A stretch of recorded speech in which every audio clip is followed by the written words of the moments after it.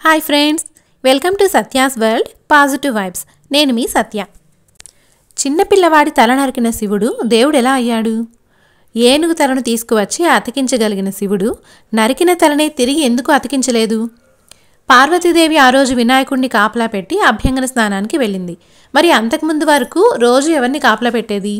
ఇలాంటి ఎన్నో ప్రశ్నలకి సమాధానం ఈరోజు ఈ వీడియోలో తెలుసుకుందాం. ప్రశ్నలు అడగడం మంచిదే, ఎందుకంటే వాటికి సమాధానం తెలిసినప్పుడు మన జ్ఞానం మరింత పెరుగుతుంది, నమ్మకం మరింత బలపడుతుంది. యాక్చువల్గా వినాయకుడి జననం ఎలా జరిగిందో మనందరికీ తెలుసు.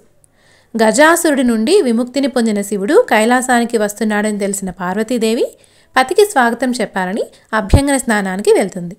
పతి గురించి ఆలోచిస్తూ తన ఒంటికి నలుగు పెట్టుకుని పరధ్యాసలో ఆ పిండితో ఒక బొమ్మను చేస్తుంది. చూడముచ్చటగా ఉన్న ఆ బొమ్మకి తండ్రి ఇచ్చిన వరం సహాయంతోనూ తన తపశ్శక్తితో సహాయంతోనూ ప్రాణం పోస్తుంది. ఇక్కడ మనం గుర్తుపెట్టుకోవాల్సిన విషయం ఏమిటంటే, ప్రాణం పోసుకున్న ఆ బిడ్డ పసిబిడ్డ కాదు, బాలుడు. అందులోనూ పార్వతీమాత యొక్క తపశ్శక్తి వలన జన్మించిన బాలుడు. చాలా శక్తిమంతుడు. కానీ జగన్మాత అయినా సరే ఆమె కూడా ఒక తల్లే. తన బిడ్డ ఎంత గొప్పవాడైనా, ఎంత శక్తిమంతుడైనా, ఎంత పెద్దవాడైనా సరే తల్లికి ఆ బిడ్డ చిన్నవాడిగానే కనిపిస్తాడు. అలాగే పార్వతీదేవికి కూడా అప్పుడే ప్రాణం పోసుకున్న ఆ బిడ్డకి లోకం తెలీదు. తను తప్ప ఇప్పటి వరకు ఆ బిడ్డకి ఎవరూ తెలీదు. తను ఇప్పుడు అభ్యంగన స్నానానికి వెళితే కైలాసంలో ఆ బిడ్డ ఒక్కడే ఏం చేస్తాడో, ఎక్కడికి వెళ్తాడో అనే ఆలోచన వచ్చింది. ఆ రోజు కైలాసంలో ఎవరూ లేరు. కైలాసంలోని ప్రమథగణాలు మొత్తం కూడా శివుడి కోసం మారువేషాలలో గజాసురుడి దగ్గరికి వెళ్తాయి. పార్వతీదేవికి కైలాసంలో చెలికత్తెలు కూడా ఎవరూ లేరు. ఆమె ఒక రాజకుమార్తె అయినా సరే పెళ్ళైన తర్వాత భర్తని అనుసరించి అక్కడి పరిస్థితుల ప్రకారమే తను కూడా జీవించే గొప్ప పతివ్రత కాబట్టి ఆమె చెలికత్తెలు ఎవరినీ కూడా తన పుట్టింటి నుండి తీసుకొచ్చుకోలేదు. సో ఆ రోజు కైలాసంలో ఎవరూ లేరు. ఇప్పుడు ఫర్ సపోజ్ ఇంట్లో మనం మన బిడ్డతో ఒక్కళ్ళమే ఉన్నాము అనుకోండి. మనం వంట పనికో స్నానానికో వెళ్ళాలి అనుకోండి. బిడ్డ ఒక్కడే ఉన్నాడు, ఎక్కడికి వెళ్తాడో, ఏం చేస్తాడో, ఏం జరుగుతుందో అనే భయం ఉంటుంది కదా. అప్పుడు మనం ఏం చేస్తాము? పాలు తాగే బిడ్డ అయితే నిద్రపుచ్చి వెళ్తాం. లేదా కొంచెం ఊహ తెలిసిన పిల్లవాడైతే ఆ బిడ్డకి చదువుకోవడమో, బొమ్మలు గీయడమో ఏదో ఒక పనిని అప్పగించి, నువ్వు ఈ పని చేస్తూ ఉండు, నేను ఇప్పుడే వస్తాను అని ఏదో ఒక పనిలో ఆ బిడ్డని ఎంగేజ్ చేసి మనం మన పని చేసుకుంటాం.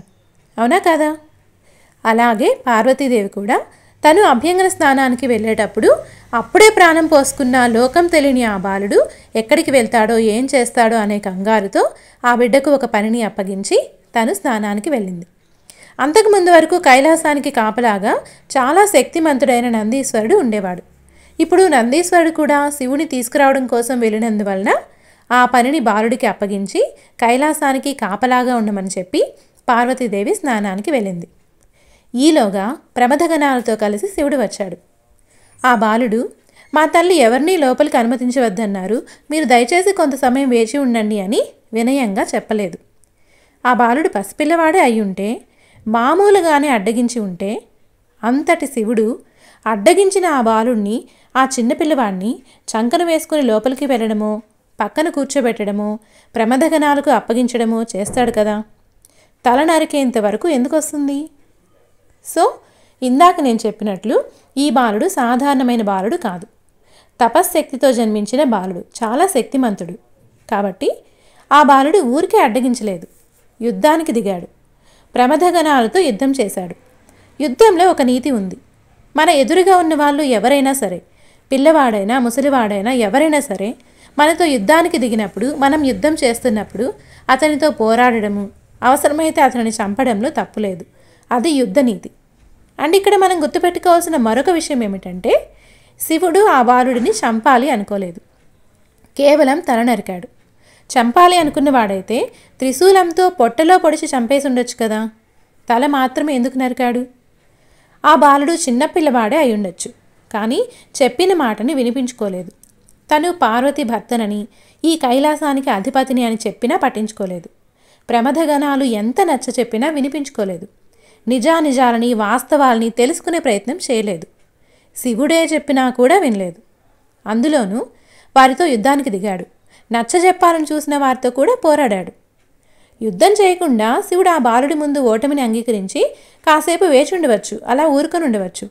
కానీ ప్రమథగణాలనే ఓడించిన శక్తిమంతుడు, శివుడితోనే పోరాడి త్రిశూలం ప్రయోగించవలసిన స్థితి వరకు తీసుకువచ్చిన ఆ శక్తిమంతుడు అజ్ఞానంతో కూడిన తలపొగరు కలిగున్నాడు.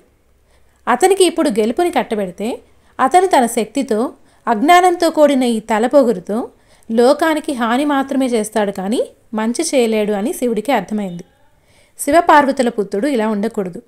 లోకాన్ని రక్షించేవాడుగా మాత్రమే ఉండాలి. విచక్షణ జ్ఞానంతో ఆలోచించగలిగేవాడు మాత్రమే అయి ఉండాలి. కాబట్టి ఇప్పుడు తన కర్తవ్యం ఏమిటో కూడా శివుడికి అర్థమైంది. అలాగే తన శిరస్సు పూజనీయం అవ్వాలి అని గజాసురుడు కోరిన కోరిక ఇప్పుడు ఫలించబోయే సమయం ఆసన్నమైంది అని కూడా శివుడికి అర్థమైంది.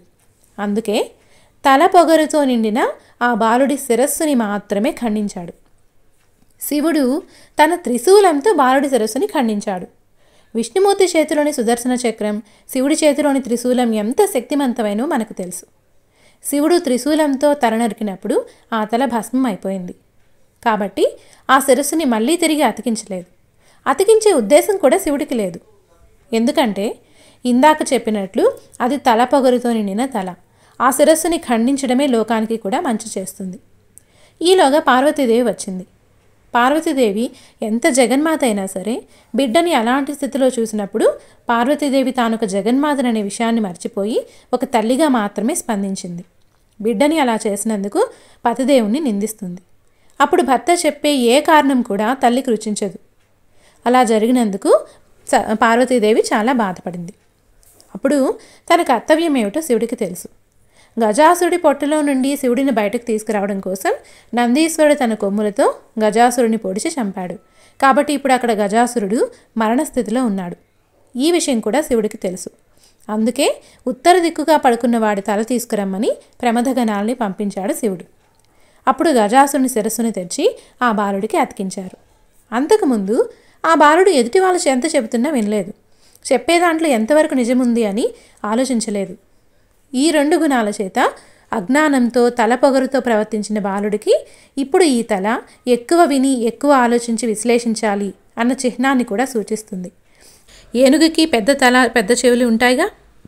సో ఇప్పుడు గణాలకి ఆధిపత్యం వహించేవాడికి, లోకానికి మంచి చేసే నాయకుడికి ఖచ్చితంగా ఈ 2 లక్షణాలు ఉండాలి. ఇప్పుడు ఆ బాలుడి అజ్ఞానం తొలగిపోయింది. తను చేసిన తప్పు తెలిసి వచ్చింది. లోకం తెలియని బాలుడు ఇప్పుడు అన్నీ తెలుసుకున్నాడు. ఇప్పుడు ఆ బాలుడు అధిక శక్తిమంతుడు మాత్రమే కాదు, మహాజ్ఞాని, సిద్ధి బుద్ధి కలిగినవాడు. ఇక ముందు లోకానికి మంచి మాత్రమే చేస్తాడు. అందుకే గణాధిపతి విఘ్నాధిపతి కూడా అయ్యాడు. ఇది అసలు విషయం. సమస్త మానవాళిని రక్షించడం కోసం ఒక్క క్షణం కూడా ఆలస్యం చేయకుండా విషాన్ని మింగిన గరుళకంఠుడు, భస్మాసుని వంటి రాక్షసులకు సైతం వరాలనిచ్చి తన మీదకే తెచ్చుకున్న భోలా శంకరుడు, కన్నప్ప తన నోట్లోని నీళ్లను అభిషేకంలాగా పోసి తన కాలితో తన తలని తన్ని కంటిని ఇచ్చినప్పుడు అతనిలోని భక్తిని మాత్రమే అర్థం చేసుకుని మిగతా వాటిని పట్టించుకోకుండా అతడిని గొప్ప భక్తునిగా చేసుకున్న భక్త సులభుడు, తనని ప్రతిక్షణం అవమానిస్తూ వస్తున్న దక్షుడిని సైతం క్షమిస్తూ వచ్చి సతీదేవి మరణం వరకు కూడా క్షమిస్తూ వచ్చిన కరుణాసముద్రుడు.